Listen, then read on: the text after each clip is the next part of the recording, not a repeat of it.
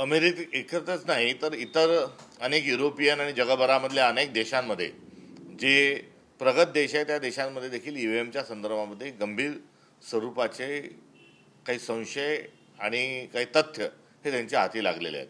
आणि मुळात निवडणुका म्हणजे फ्री अँड फेअर इलेक्शन म्हणजे याचाच अर्थ लोकशाही जी चालते त्या लोकशाहीमध्ये मतदान हीची प्रक्रिया जी आहे ही अत्यंत महत्त्वाची आणि या प्रक्रियेमध्ये 1% देखील संशय कोणाचाही राहू नको एक सरळ सूत्र त्यामागचं आहे। आणि याच अनुषंगानं ईव्हीएमच्या संदर्भात खूप मोठ्या आक्षेप आणि संशय हा निर्माण झालेला आहे आणि भारतामध्ये तर हा मोठ्या प्रमाणावर निर्माण झालेला आहे आणि याच भरीसभर मतदार यादीमध्ये देखील फार मोठा गोंधळ हा भारतामध्ये आढळून येतो। आणि हे सर्व असताना निवडणूक आयोगाने या संदर्भाची दखल घेऊन आवश्यक त्या दुरुस्त्या किंवा आपल्या वतीनं निवडणूक आयोग म्हणून काय रिप्लाय हा दिला पाहिजे। मात्र निवडणूक आयोग अजिबात कुठल्याच विषयावर बोलत नाही।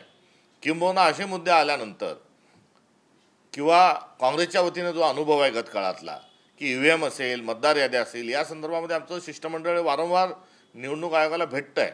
मात्र निवडणूक आयोगाला भेट झाल्यानंतर आमच्या निवेदनावर आम्ही घेतलेल्या हरकतीवर निवडणूक आयोगाचे जे कमिशनर आहेत ते न बोलता केंद्रीय गृहमंत्री आणि महाराष्ट्राचेच मुख्यमंत्री जे आहेत तेच उत्तर देतात।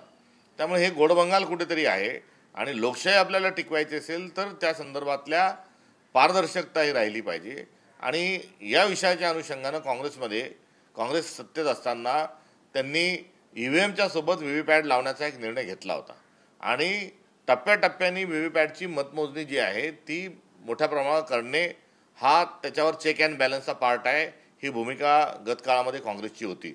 मात्र अलीकडच्या काळात व्हीव्हीपॅट मोजण्याच्या अनुषंगाने देखील सरकार जे आहे आणि निवडणूक आयोग जो आहे हा गंभीर नाही। त्यामुळे हा खूप महत्त्वाचा आणि गंभीर मुद्दा आहे।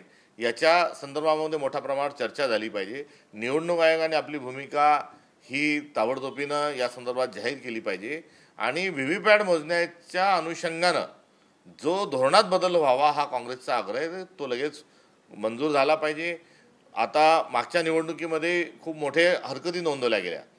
व्हीव्हीपॅट आणि त्या मशीन तपासण्याकरता अनेक उमेदवारांनी पैसे भरले मात्र अद्याप कोणत्याही ठिकाणी त्याची मोजणी ही होत नाही आहे।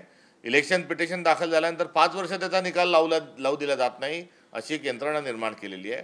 वास्तविक पाहता ज्या ज्या मतदारसंघामध्ये संशय असेल तिथल्या व्हीव्हीपॅटची 100% मोजणी ही पुन्हा करायला पाहिजे। मात्र हा सर्व एकंदरीत जो कारभार आहे हा भारतीय जनता पक्ष या सगळ्या कारस्थानाच्या मागे आहे असा जो आरोप होतोय हा दुर्दैवी आहे आणि नैतिकतेचा आधार घेत असताना भारतीय जनता पक्षाने याच्यावर ताबडतोबीनं बोललं पाहिजे। निवडणुकीच्या एकंदर प्रक्रियेमध्ये आणि ईव्हीएमवर एवढा मोठ्या प्रमाणावर जर संशय येत असेल तर ही बाब आगामी काळात आपल्याला अराजकतेकडे घेऊन जाणारी आहे का ही मोठी शंका निर्माण होते।